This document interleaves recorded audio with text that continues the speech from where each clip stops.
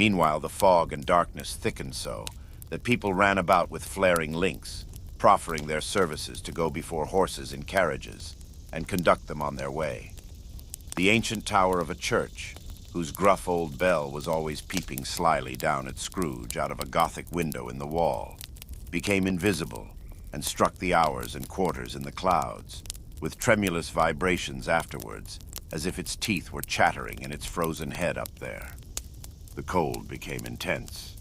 In the main street at the corner of the court, some laborers were repairing the gas pipes and had lighted a great fire in a brazier, round which a party of ragged men and boys were gathered, warming their hands and winking their eyes before the blaze in rapture.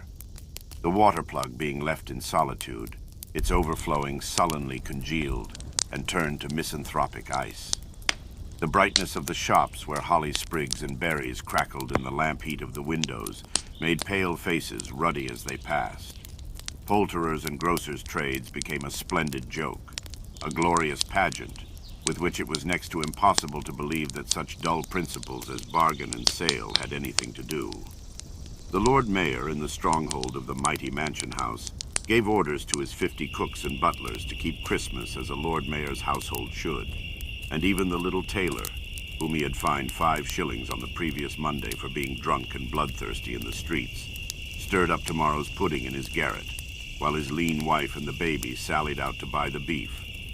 Foggier yet, and colder, piercing, searching, biting cold. If the good St. Dunstan had but nipped the evil spirit's nose with a touch of such weather as that, instead of using his familiar weapons, then indeed he would have roared to lusty purpose. The owner of one scant young nose, gnawed and mumbled by the hungry cold as bones are gnawed by dogs, stooped down at Scrooge's keyhole to regale him with a Christmas carol. But at the first sound of "God bless you, merry gentlemen, may nothing you dismay," Scrooge seized the ruler with such energy of action that the singer fled in terror, leaving the keyhole to the fog and even more congenial frost. At length the hour of shutting up the counting-house arrived. With an ill will, Scrooge dismounted from his stool and tacitly admitted the fact to the expectant clerk in the tank, who instantly snuffed his candle out and put on his hat. "You'll want all day tomorrow, I suppose," said Scrooge. "If quite convenient, sir."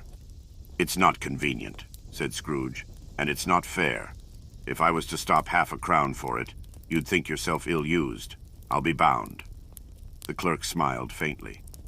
"And yet," said Scrooge, "you don't think me ill-used when I pay a day's wages for no work." The clerk observed that it was only once a year. "A poor excuse for picking a man's pocket every 25th of December," said Scrooge, buttoning his greatcoat to the chin. "But I suppose you must have the whole day. Be here all the earlier next morning." The clerk promised that he would, and Scrooge walked out with a growl. The office was closed in a twinkling, and the clerk, with the long ends of his white comforter dangling below his waist, for he boasted no greatcoat, went down a slide on Cornhill, at the end of a lane of boys, 20 times, in honor of its being Christmas Eve, and then ran home to Camden Town as hard as he could pelt, to play at blindman's buff. Scrooge took his melancholy dinner in his usual melancholy tavern, and having read all the newspapers and beguiled the rest of the evening with his banker's book, went home to bed. He lived in chambers which had once belonged to his deceased partner.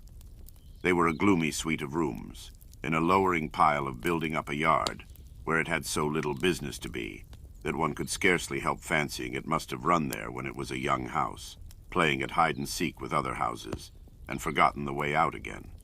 It was old enough now, and dreary enough, for nobody lived in it but Scrooge, the other rooms being all let out as offices.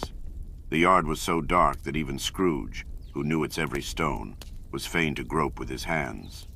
The fog and frost so hung about the black old gateway of the house that it seemed as if the genius of the weather sat in mournful meditation on the threshold.